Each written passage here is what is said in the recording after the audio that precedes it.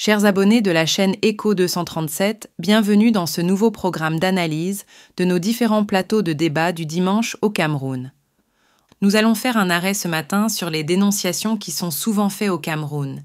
Il faut relever qu'il y a deux catégories de dénonciateurs, ceux-là qui sont à la diaspora et ceux qui se trouvent sur place au Cameroun et qui risquent courageusement leur vie pour dénoncer certains faits. Nous allons parler d'une personne particulière qui a été l'un des premiers à parler sur un plateau de télévision au Cameroun de l'affaire Bopda et qui avait pris sur lui de mener le combat jusqu'à ce que celui-ci soit derrière les barreaux, malgré l'homme puissant et armé dont il était question. Bernardo Bassong, puisqu'il s'agit de lui, nous livre encore ce matin une toute autre affaire dont il faut avoir le courage pour en parler au Cameroun, car nous savons que beaucoup de Camerounais sont victimes tous les jours, mais personne n'ose en parler. Écoutons plutôt cette dénonciation qui va vous faire froid au dos. Du côté de Ngaoundéré, une situation pose problème.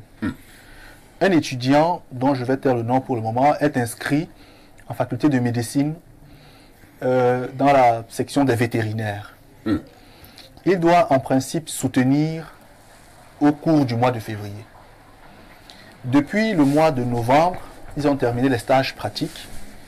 Une de ces notes n'a pas été rendu public par un enseignant, ce qui l'empêche de soutenir. Il s'est rapproché de la hiérarchie pour demander, et là-bas, après investigation, on lui a fait comprendre que c'est pour un problème de femme.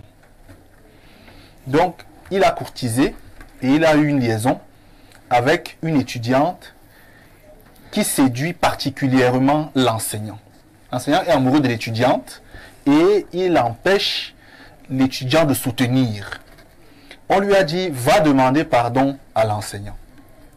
Il est allé, il lui a demandé pardon. Jusque-là, rien n'y fait.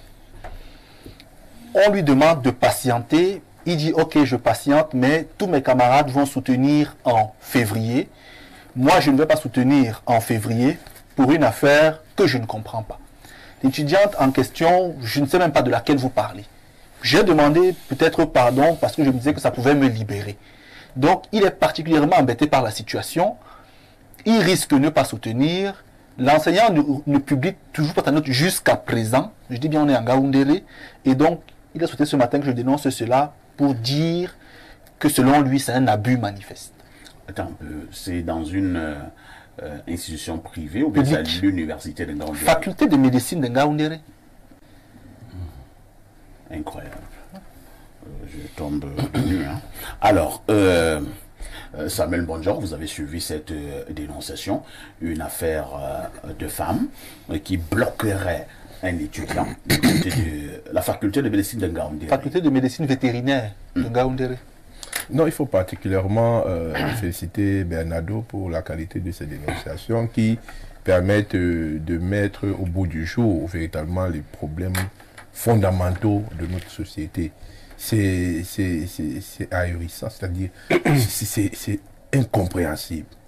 Bernardo, une petite question encore. Hein. La dame qui serait à l'origine de cette catastrophe, vous mettez les guillemets à catastrophe, elle est également étudiante dans la même institution?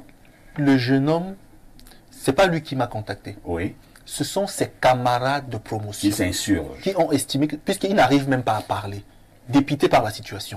Ces camarades ont constitué un collectif et ils m'ont contacté. Ils m'ont téléphoné. Et la jeune dame donc? Lui, il ne sait pas de quelle dame on parle. Non. Lui, il ne sait même pas de quelle dame. L'enseignant l'accuserait? Certainement, l'enseignant et ses collègues ont discuté, ou possiblement, je ne sais pas. Et il aurait fait savoir à ses collègues que la raison pour laquelle l'étudiant est bloqué, c'est celle-là. Et donc, c'est pourquoi, au niveau de la hiérarchie, on a fait comprendre à l'étudiant que cet enseignant, quand vous avez un souci qui est de nature, qui porte sur c'est la hiérarchie qui dit ça à l'étudiant. Et c'est lui qui rapporte le fait à ses camarades qui décident donc de l'appeler. Il a donc procédé à la requête, il a fait des demandes, demandé à rencontrer la haute hiérarchie. À chaque fois, on lui dit non, elle est occupée, il est occupé, il n'est pas là, il n'y a personne jusqu'à présent. J'ai eu un enseignant d'université qui avait décidé de me traumatiser. Il m'a pourchassé. Il m'a rendu la vie impossible. Il corrigeait mes notes, il me donnait des mauvaises notes sur ses unités d'enseignement.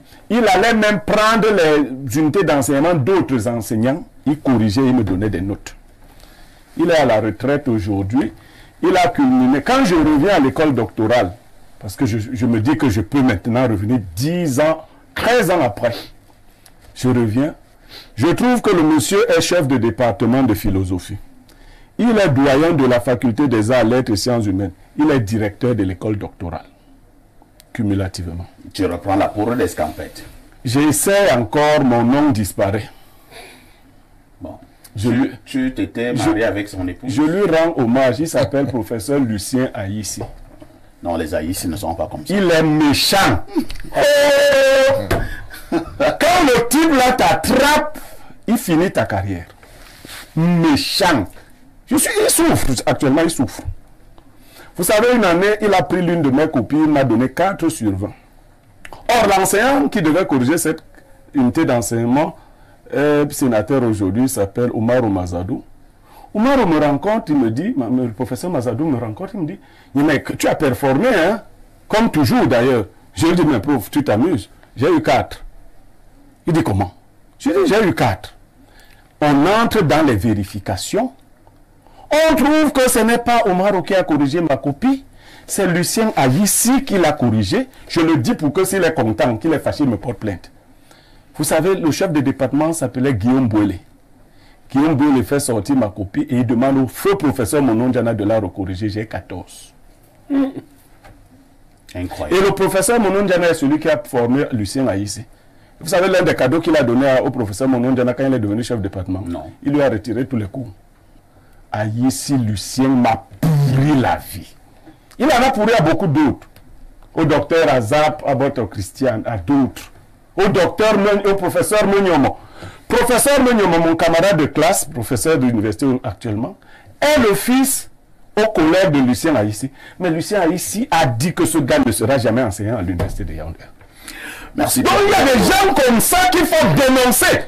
Tous ceux qui rencontrent, je lui avais dit qu'il va porter ce karma-là toute sa vie.